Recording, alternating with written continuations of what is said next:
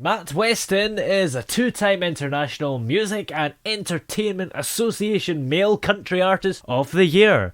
And he's just joined us here now. How are you today? I'm doing pretty well. I just got home from work and I'm a mess right now. So I just wanted to apologize. I need to clean up a little bit. Yeah. But I'm doing well. I'm doing well. It's good to be Well, good job. This is radio, here. and nobody will ever know about the cleaning up. Okay. I just gave myself away then. All right. Yeah, well, your debut album is called Legacy. What is the basic premise, would you say, behind that album? Wow. Okay. That's an easy question and a big question. Oh, It really is. Uh, I'll give you the short story.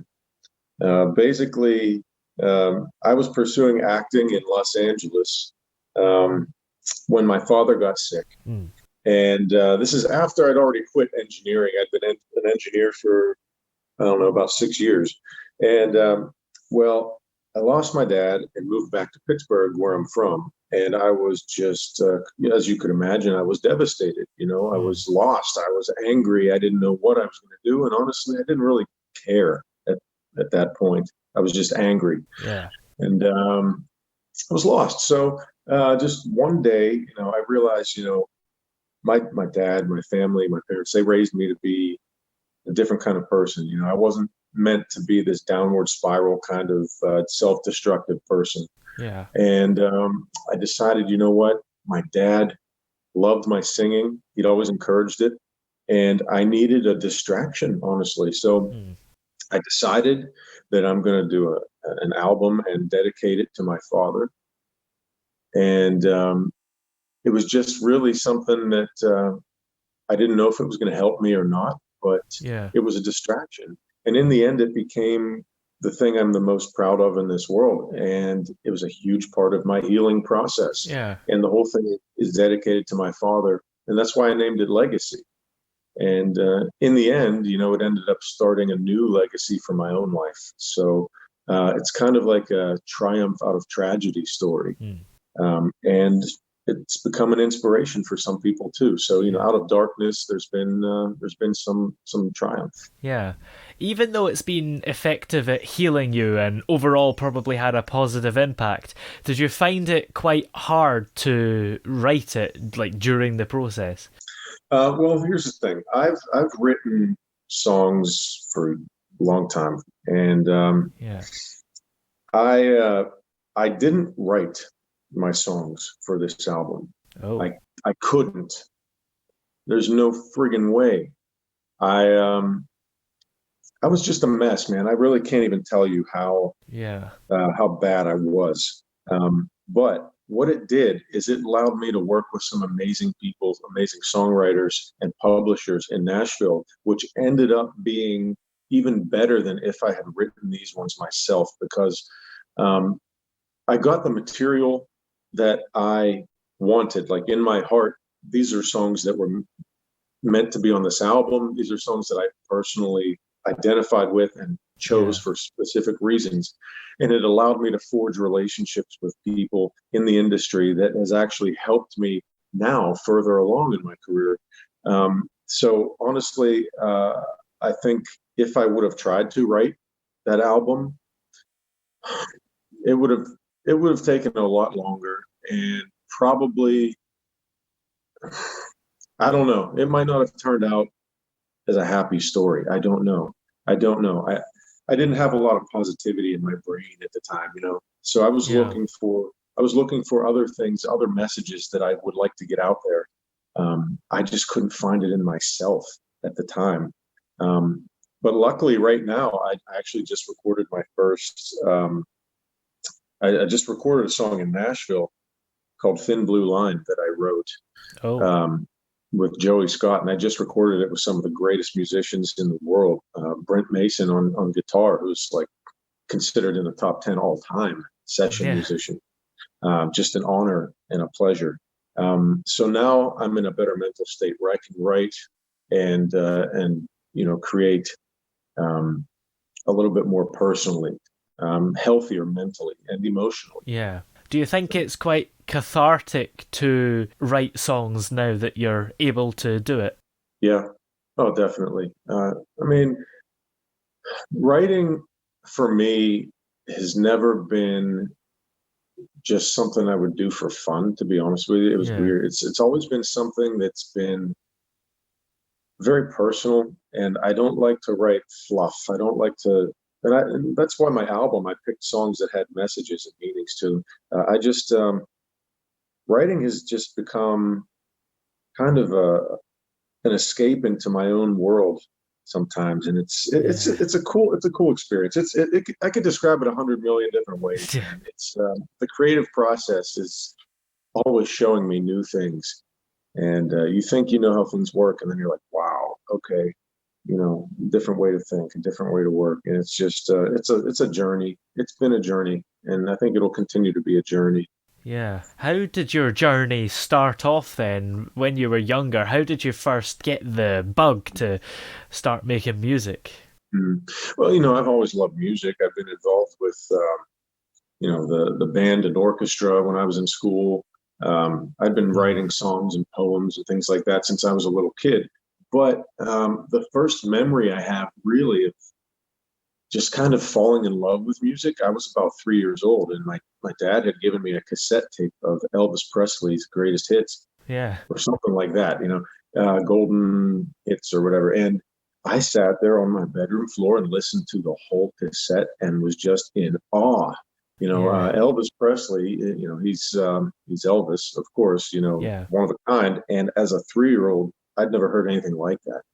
And I think that's what really kicked it off. And then as I got a little older, I fell in love with singing and basically taught myself how to sing by emulating guys like Elvis or Frank Wow. Sinatra. That's quite impressive. I'd never known how to sing and probably never will. Was it easy for you? No, but it was fun and it took a while, but I Yeah. did it in a fun way. It was in the shower, in the Yeah. car, Oh, like yeah. karaoke, things like that, just learning how my voice works, trying to emulate some of these guys that I grew up listening to. And eventually, you keep working your muscles out, they get bigger. Same thing with your voice. Hmm. It's like a muscle and a skill, and you learn that mind body connection, and you can just grow and continue to grow until you know how to sing. That's how I did it. I didn't know I would be a professional singer when I was a kid. I had no idea. Oh, I yeah. couldn't sing at all. I Yeah. got rejected from school plays, so there's still hope for you, man. There's still hope for you. Well, I don't know. I don't really have any plans to be a musician, but maybe to sing my own jingles could be a thing. But it was definitely worth going through that for you to learn to sing. For you, Yeah. definitely, wasn't it? It's funny when you look back and you connect all the different dots in your life, and a bigger picture starts to take shape. Um, so a Yeah. lot of times, a picture that you never realized was even possible. So yeah, I guess, geez, going back all the way to when I was 3 years old really changed my life forever. And you would never really know. You never really know. Yeah, absolutely. Have you had any people you've worked with that have kind of meant a lot to you? Oh wow! I'll tell you what. I have forged some relationships with um, writers and publishers and musicians, Hmm. and engineers and producers that I consider like precious, dear friends now. Wow. Um, because to me, like pursuing music was very deeply personal and for a reason that is from deep down in my heart. It's not about I want to be on the screen. I want to be famous. I want this, that. It was personal to me. Yeah. And so when people that have been blessed to work with understood that, and they understood my vision, and they respected that, and they gave their heart for, what I was pouring my heart into, and they gave their hearts too. Yeah. There's just a bond that is forged. There's a bond that it's a beautiful thing. It's really I don't know what's the word. It just when you're in harmony with other people over something that is so emotionally important and heavy, you tend to forge relationships that Yeah. last a long time. and they're special. It's not just like an acquaintance friend that you knew in school. These ones have more meaning. And that's one of the biggest blessings in starting to pursue music.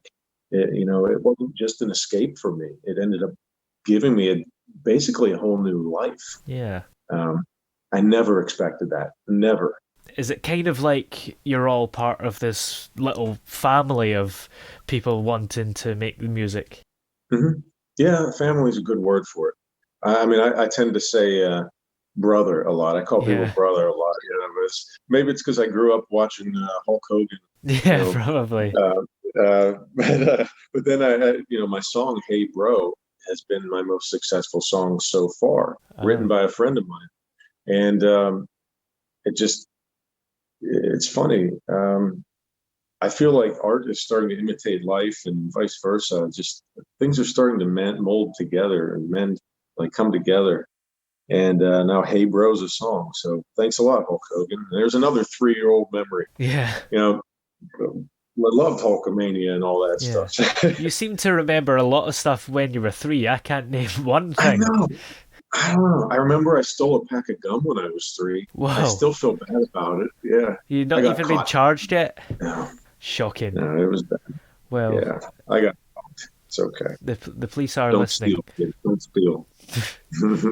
Have you had any big standout moments in your musical times also that have also meant a lot to you? Yeah, actually, this past year, I was honored by my school district as a distinguished alum, as one of the distinguished alumni, and I got to perform in front of my whole school district at a community event, and I had certificates and posters and whatnot, from the government and the local government and the state senate and whatever, recognizing me as distinguished alumni.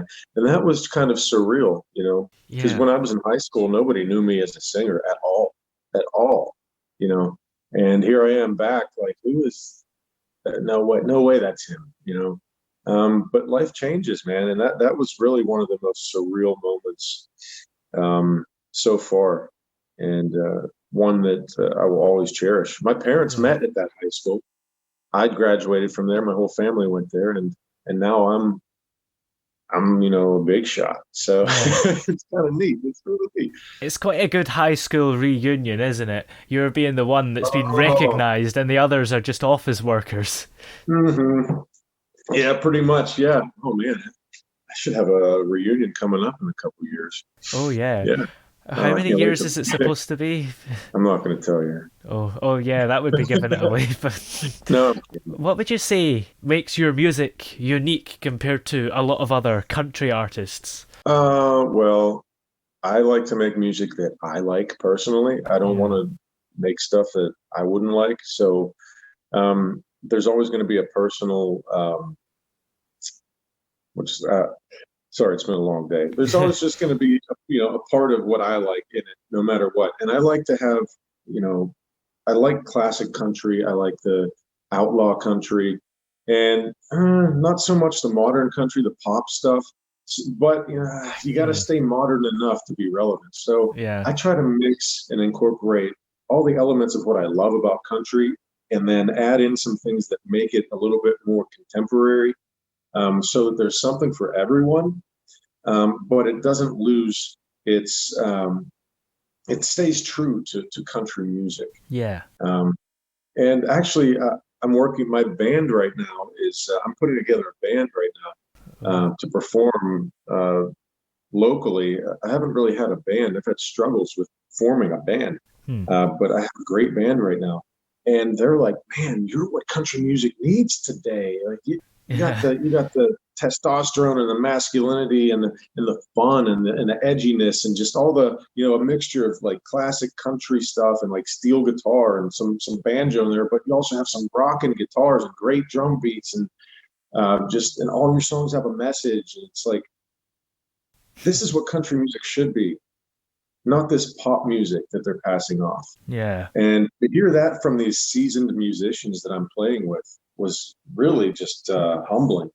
because I'm just making music that I like.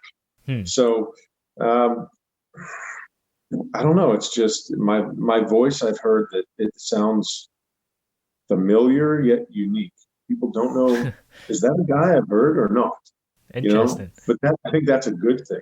Probably. I like the idea of doing music that you like, because I think one of the key things about being an artist is you have to do what you want, and it maybe doesn't matter if nobody likes it. You have to do it for yourself. Yeah, yeah, right. Yeah, yeah. I mean, I think you lose a lot of the magic if you're trying to please everybody, um, because the real creativity has to come from inside. It has to come from you. You can't fake that. Yeah. So I think that might be what sets it apart. Plus, it's also working with these talented people that make me sound good, Mm. people that understand my style of music, what I like, and what I'm looking for, and they're all in, and they give me what I want, and they all take pride in it just like I do. So I'm surrounded by some very, very good people. I think that is really the true difference. Yeah. Well, where are we able to check out your music online and everywhere that it may be? Everywhere. Well, first off, you can find me at mattwestin.com. All the links to my social media and where you can find my music are right there, and some pictures and biography, things like that, all the information you need. But I am on iTunes, Amazon, Spotify. I'm on AMI jukeboxes. Ooh. I don't know why I couldn't get on Touch Tunes. They're tough to deal with. I don't know. I think But a lot of places are tough to deal with submitting music. yeah, that's probably true. And I'm on YouTube as well. And but my social media, I'm on Twitter, Facebook, Instagram, and probably if I can find time. I know that social media is starting to expand right now. There's a couple new websites. Yeah. There's like MeWe and Parlor. I'll probably add those on as well, Yeah. just to reach I'm as not many sure people. about Parlor. I've heard bad stuff about that. I'm not It's sure, but it's growing, so I'll probably have to. Honestly, if I didn't have yeah. to have Facebook, I wouldn't have Facebook. But I Yeah, have to, exactly. so it just comes with the territory. Well, thank you so much for joining us on the show today. I really appreciate you having me, and it was nice to chat with you.